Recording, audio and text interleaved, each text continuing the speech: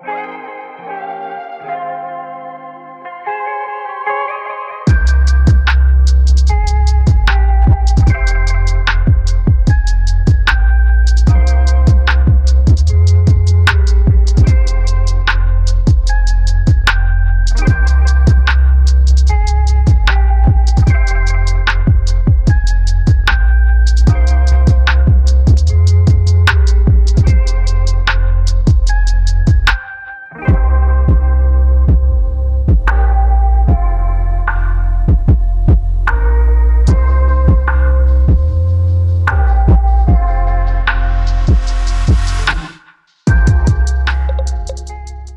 Rising Dolls and Dons.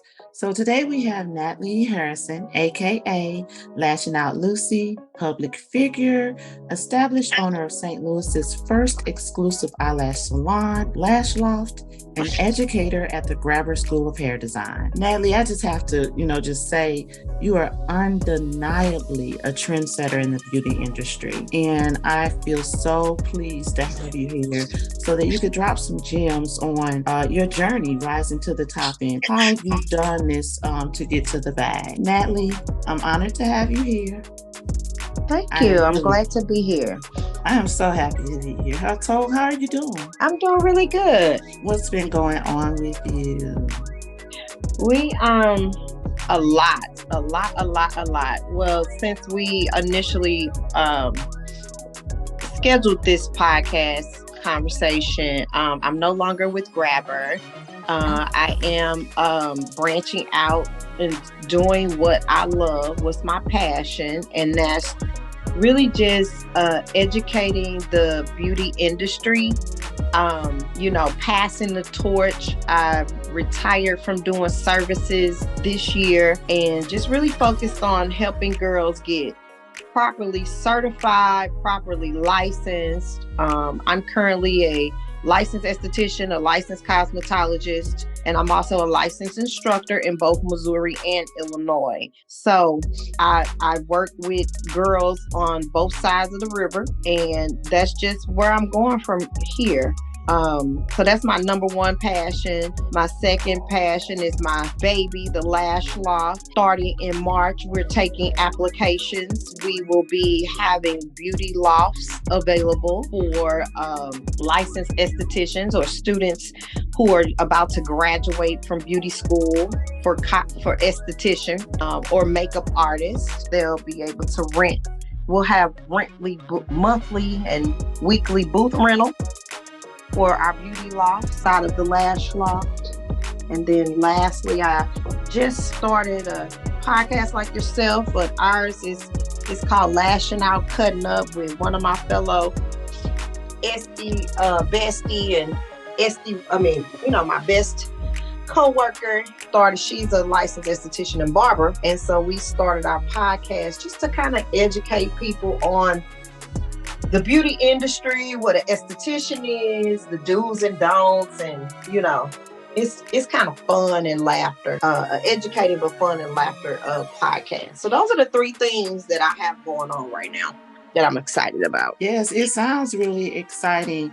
And I know it sounds like it's just three things, but I think those three things are quite powerful. So I kind of wanted to go back to the beauty rooms. I know that you said that it would be starting in March. Mm-hmm. How could people get in touch with you in reference to that are interested? How does that work? They can contact the Lash Loft.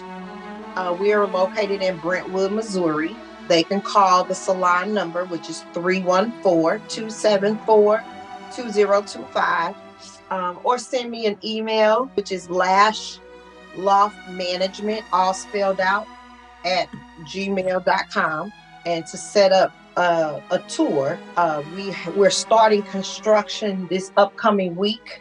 We already have 3 rooms built, and so we're going to build 3 more rooms. And so people can start to take tours, and we'll start taking applications mid-March, and they'll be completely open for business the 1st of April. That's awesome. That's a great opportunity. And just kind of, going through your bio and things like that, that just seems like that's also part of your niche that you've you've been doing this and providing opportunities for others. So I think that's powerful. Thank you. Thank you. Yeah, that's my passion. That's my first love is doing lashes and being an esthetician, just being in the beauty industry. I'm always trying to teach the girls how to be professional and own their own businesses, and definitely is a passion of mine and things that I love to do.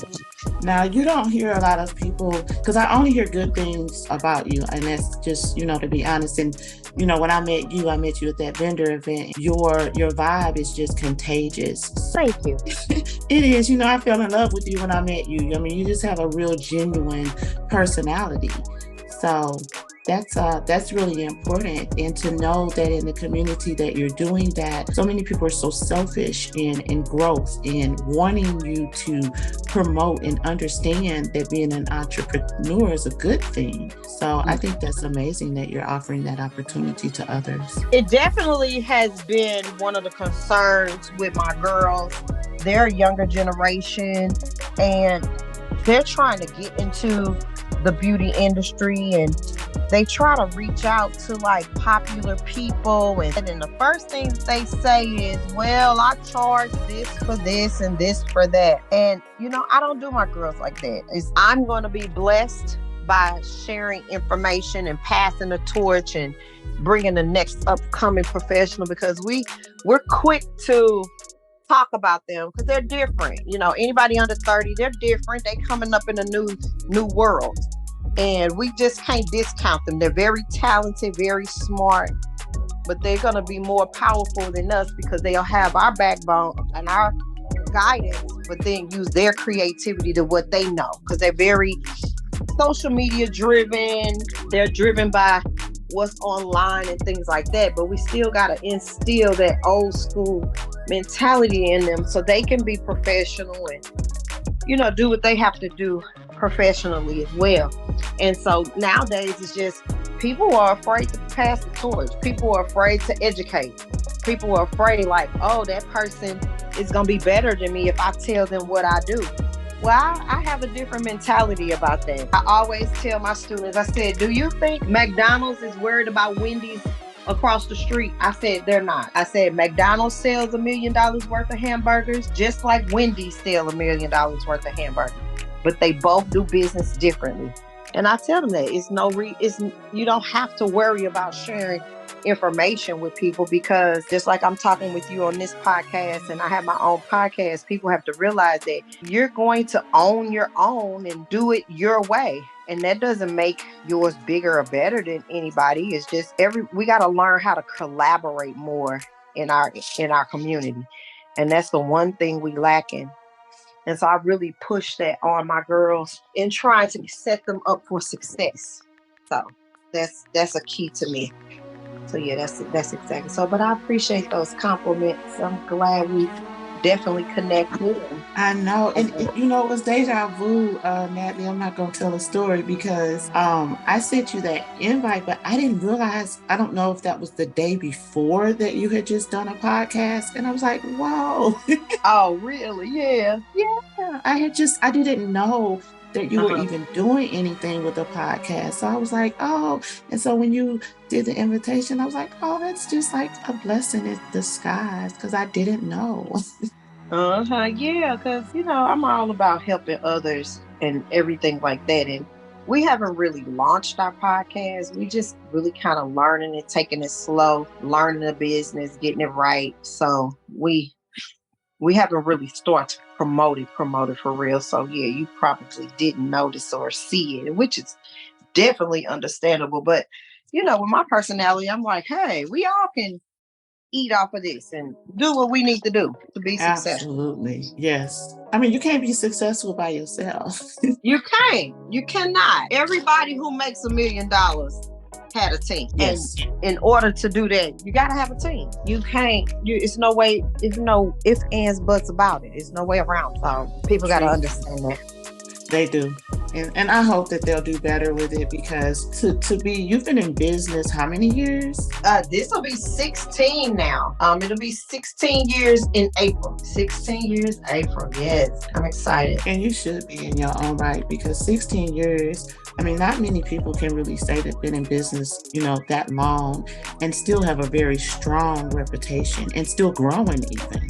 And a lot of times in business, you have to realize that sometimes you have to change what you're doing to go to the next level. And sometimes that can be really tough for people. You do have to realize that, hey, I might, this might not be making some money, but if I do it this way, maybe it will. You just got to be willing to change with the times, change with what's going on and all those types of things. And that's kind of where I was initially. I had a commission salon, and so now I'm moving to booth rent. So it's just changing my business model, but not giving up, And a lot of people will be afraid to change the business models. And man, you can't be afraid of that, Natalie, because if you don't move with the trends, you just gonna stop moving.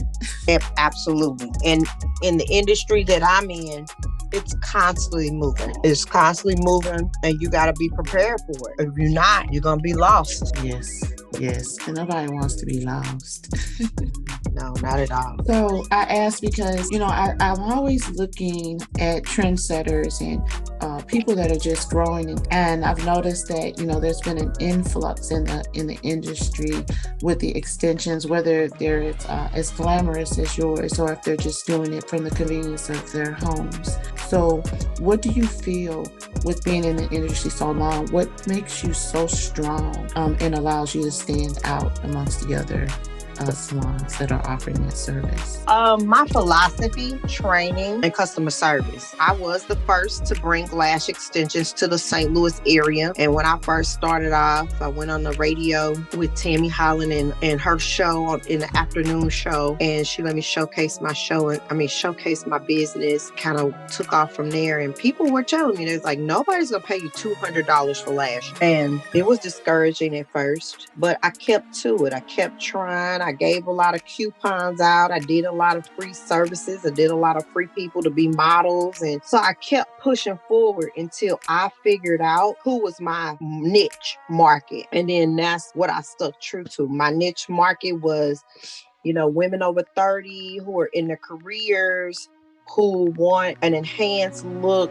but not too much, not too over the top, but, still look glamorous but conservative in their corporate jobs and things like that. And so that's my clientele, and I stuck with it. And so as newer lash artists started to grow, I didn't fear them. Like I said in the beginning, I looked at it as if, okay, it's just Wendy's coming across the street, or it's just a White Castle's coming across the street. They all make $1 million. But also too is that my philosophy is healthy lashes.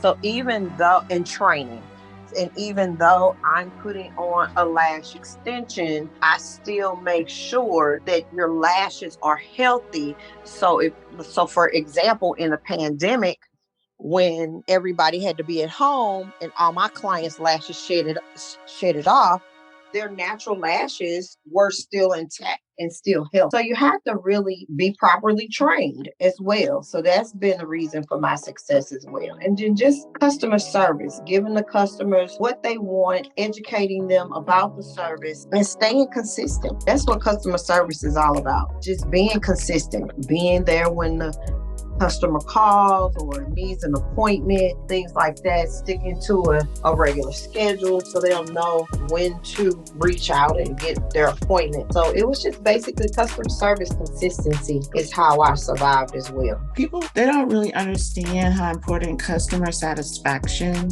is. It's all around the world. No business can kind of get around it. Feedback is so entirely important. I'm really glad that is, one of the core ingredients to your success because it's so important. Let me ask you, because I noticed that your page states that business has the ability and has had the ability to generate over $300,000 per year with doing this. What would be some tips? Because with you doing so many things and to be in an industry that generates that type of income, or is there any tips that you would give to some of the inspiring entrepreneurs that may be considering making this transition? They have to have a passion about it. Even when the money is not there, you have to stay consistent. So that's the biggest thing. You got to make sure you just can't be coming into the industry or wanting to do this service because it's popular or because you saw on my page that, oh, I can make 300,000. That's what I want to do. No, the 300,000 will be there if you're consistent, but it's hard work. You have to be willing to put in the work, put in the hours, put in the time. And again, with my philosophies that I said earlier, that is the key. Like, you have to have structure.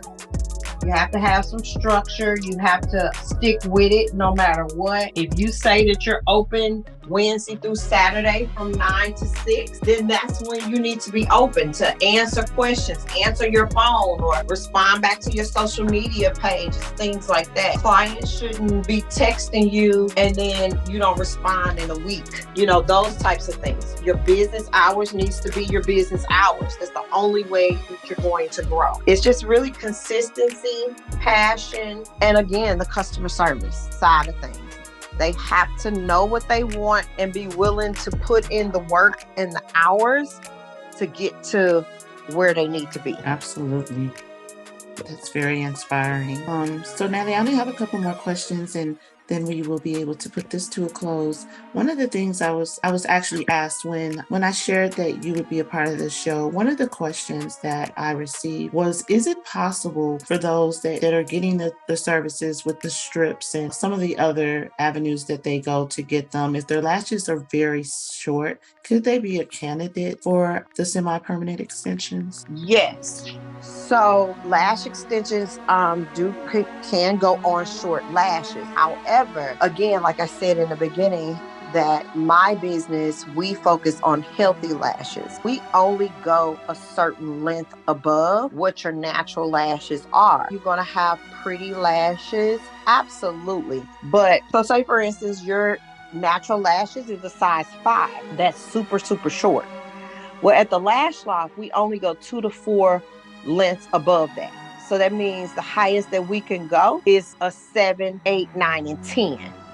So because your natural lashes are short, you're still going to have a nice length that you didn't have before, right? Well, the newer lash stylists, what they're doing is, even if you have a size 5 or a 6 or a 7, they're automatically jumping and putting size 15, 16s, and 17s on short, thin lash. And what they don't understand is, and that comes with your training, is that, and they're self-taught, most of them, is that the longer your lashes are, the heavier they are, the more damaging over time that they will become. So if you have a short size lashes, your expectation can't be to have these long, elaborate lash extensions. I feel like if that's what you want, then you should stick with a strip. And then a lot of these newer lash styles, like I just dropped those gems on you, they're educating their clients too much on the sizes.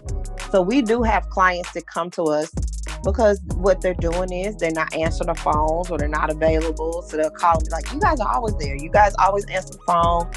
We can always get an appointment with you all, because I have multiple lash stylists that work in my salon. But then the client comes back and like, oh, well, can I get 15, 16s, and 17s? I'm like, we just don't randomly put in what you recommend. It's no different than you being a cosmetologist and somebody come get their hair done and it's like, oh, I use this shampoo, I use this color, this. Well, I'm the one with the license. You're not.